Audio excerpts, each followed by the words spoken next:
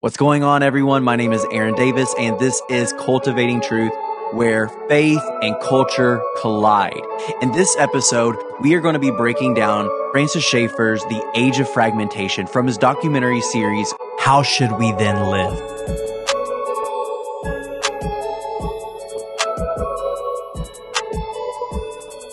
In this series, Schaeffer goes through different periods of time, and specifically with this one, goes through the contemporary art movement with progressive artists such as John Cage, Pablo Picasso.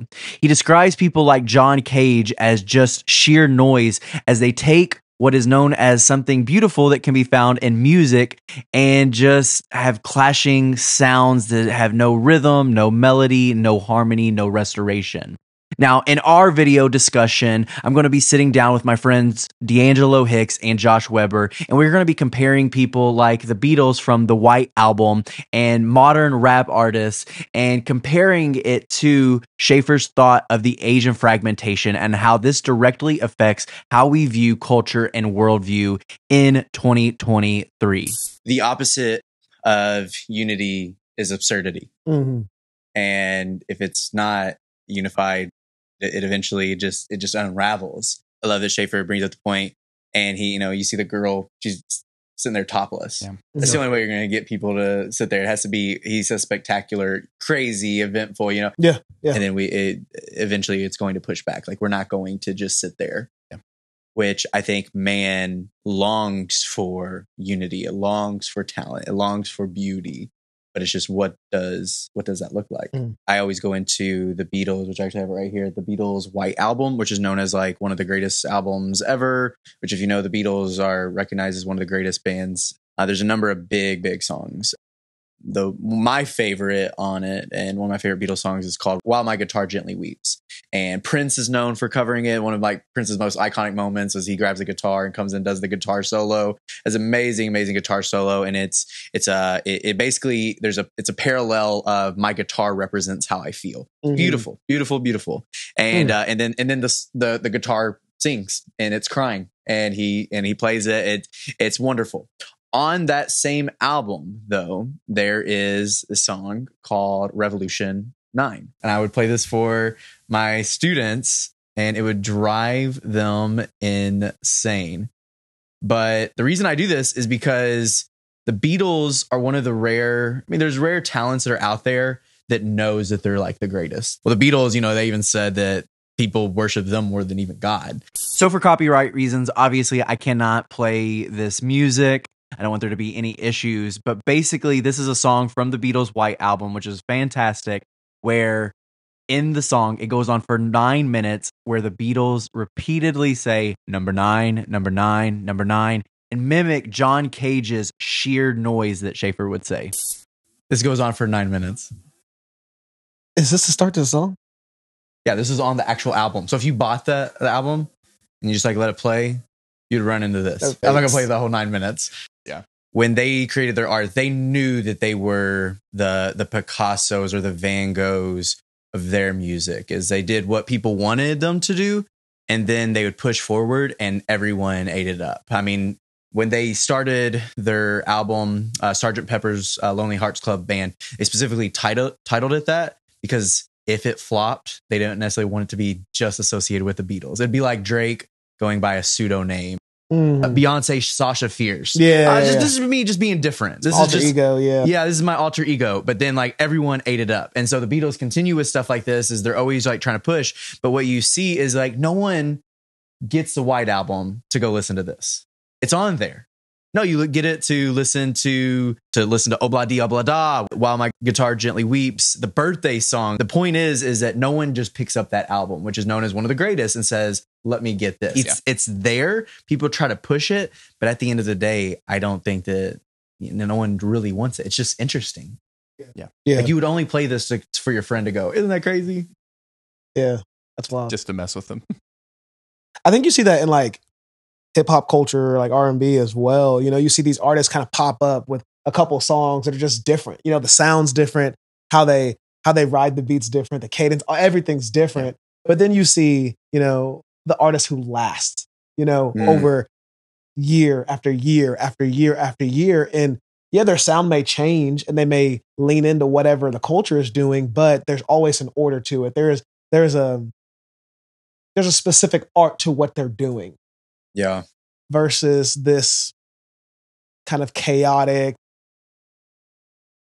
free-flowing kind of thing. Mm-hmm. I think of I love J. Cole. Yeah. J. Cole's great. And he's a lyricist, his rap means something. He tells a story to what he does. There's order behind it. And he's been around for how long, And he's just one example. Kendrick Lamar is another one, Lupe for a while. They're to the root of what rap and hip hop is. Yeah. I think understanding culture and understanding where it's going. I say all the time, show me the art, I'll tell you what the worldview is. Yeah. If you were to take the standard First Baptist Church, there's the art. What's the worldview? That'd be an interesting question. Or take the Foursquare Pentecostal Church. What's the worldview? It's not the same worldview as the First Baptist Church, And when you said that, I remembered I was having a conversation. Real estate's a passion of mine that I've kind of grown into, and I'm big with meeting with investors and learning from what they're doing because proximity principles. Surround yourself with people who are where you want to be, and so asking questions about how do you get ahead of the market, because right now things are crazy, and in order to really make income or to do something big in the way of investment properties, sometimes you have to beat property to the market. And I was meeting with someone here in Louisville, and she told me, follow the artist. I was like, what? What sense does that make? In real estate. Yeah. So she was saying that she had property in all different places in Louisville and other cities as well. And she said that she looks at where the artists are going because artists create beauty. 100%. And so as artists, young aspiring artists are moving into neighborhoods and things like that, she studies that. And then she invests in those neighborhoods because oftentimes they bring up the value of those places. Yep. And I was so fascinated by that. Yeah. Thinking on what you said about prophetic nature of art and directing where the culture is going is even in something like real estate. That's a thing. Yeah. So, well, and I think it's not just because they're artists and they're cool. I think that we get lost in that when we think of the art, the visual artist. It's there's liveliness. There's in creation. When people are creating, life is for sure. I think of Genesis 1. With the creation, life comes from that. In Louisville, Bardstown, New Lou, Butchertown, Germantown, all those these old areas that were trash back in the day. I remember growing up. If you lived in some of these areas, you're like, ooh, they're not good. One of my best friends grew up in an old shotgun house off on Germantown, and now that same piece of real estate skyrocketed. Mm-hmm. Mm-hmm. And you're exactly right. That's because God created. I keep going. Bible on this. No, that's good. That's good. Because God created, and He created us in His image. Mm-hmm. We image Him when we create. And so I think where there is art of all different genres, there is a general health in humanity. Doesn't mean the art is good. Doesn't mean the art expresses the proper worldview. But the fact that they were painting to express a fragmented worldview was an inconsistent reality. Mm-hmm. If they're just geometric shapes, then why paint? They create because they mimic the creator, because that's the kind of world we live in. Even though they weren't expressing the right worldview, they actually were mimicking the right worldview. And so that's exactly right. Art always is an expression of health, even if the art's not correct. And we should labor to shape culture, shape art, but to just pull away from it, which I think has been the temptation of the church and many Christians. No to art, no to hip hop, no to movies, no to Harry Potter. It's we don't win by quitting. Yeah. Well, I think because kind of what you said, it's a fragmentation. It's a part of it. I think Van Gogh, where I like to draw the line of I think it's healthy to look at the clouds and think there's air in between me and the clouds, and he draws the wind, Yeah. I think that's beautiful. I think it's great. Yeah. It's still fragmented because it's not there. It's not true reality. It's not what it is. But I think that that's okay. I think that that's, I mean, who knows? In the new heaven, the new earth, like that might be a thing. But my point is I know that especially with music, especially with hip hop, I see a lot of conservatives who are very anti hip hop culture because they look at it as a fragmentation in such a negative light. Yeah. And they look at it and say, music's just been destroyed. Whereas I would say, if you can get through a lot of the crud that also comes with it. Yes. Lyrically, a rap song is thought through more than, say, a catchy pop song. Yeah. And even some of the, classic rock songs. I mean, the Beatles are known for even have some of the most simplistic songs. Now, their writing was really good as well, but whereas a hip hop song, Eminem, golly, what his song Rap God has however many words in it, how fast he goes. That's talent. That's talent. It doesn't have to be your thing. And I would compare that to like a Van Gogh. Is it still a fragmentation? Yeah, it's a little distorted. I don't think distortion always has to be a negative thing. I think there's some creativity with it, but it goes into the intent. Am I doing it just to be different? Am I doing it just to push and be counterculture? Yeah. Or am I doing it because I can actually push the bar? I go even further than what anyone else has done before.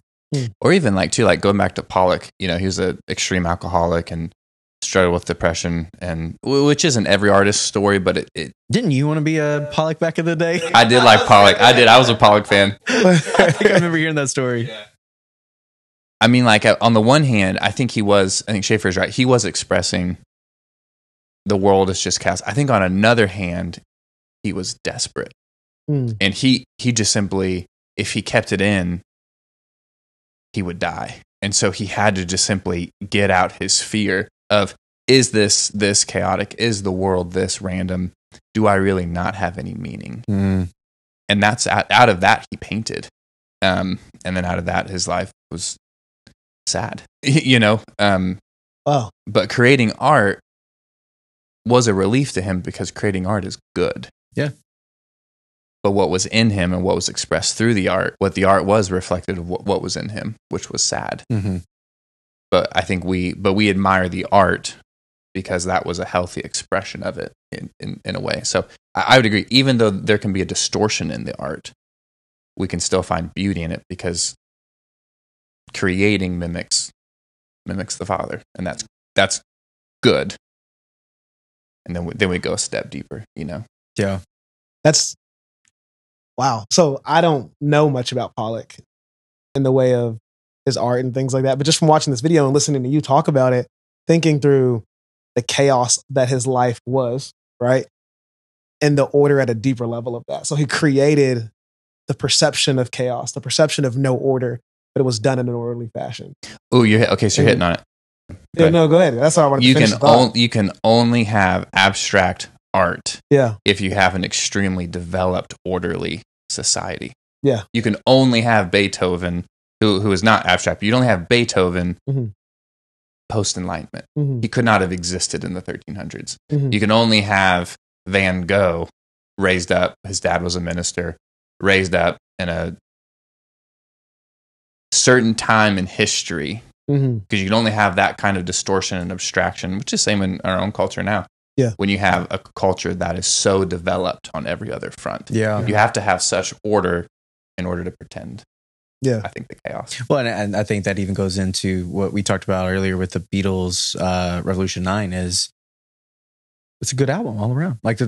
There's I got the whole thing, and I will listen to it. Yep. And we listen to that. And we listen to laugh. that song with a no, we'll just laugh on that time. In the car. No, not on a road car. trip.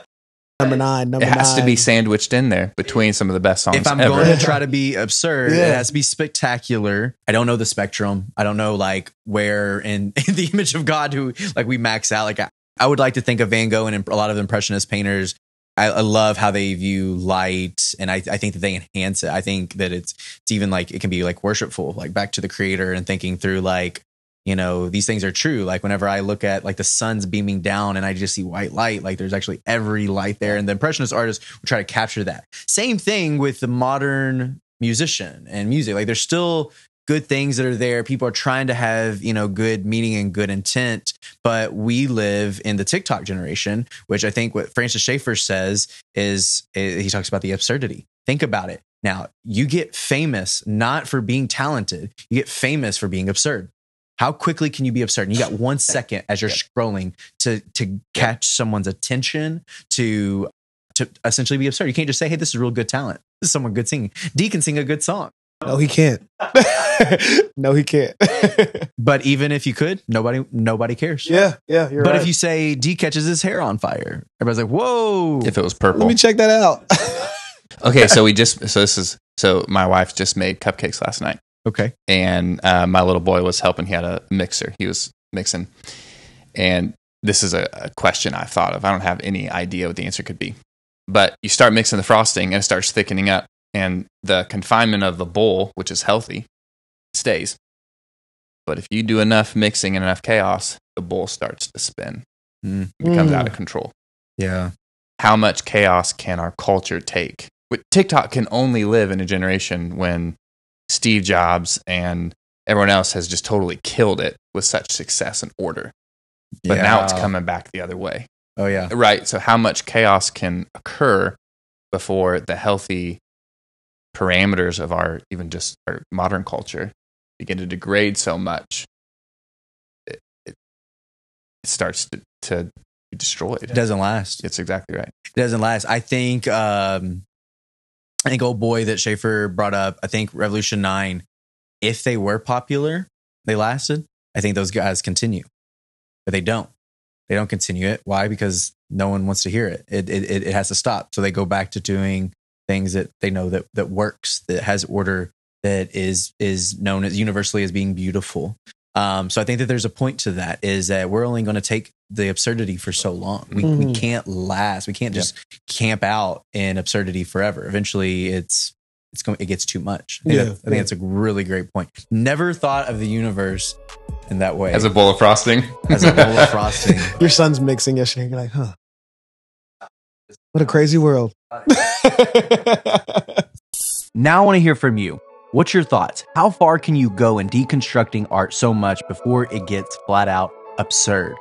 As we continue to build up our community and our network, we want to have participation. And so I want to hear from you guys and hear your thoughts on what exactly is absurd and what exactly can we do to actually glorify God through our artwork. Thank you for watching. Please follow, subscribe, hit us up on all the other social media accounts. We want to continue to grow and to partner equip other creatives to continue to create, engage, and inspire.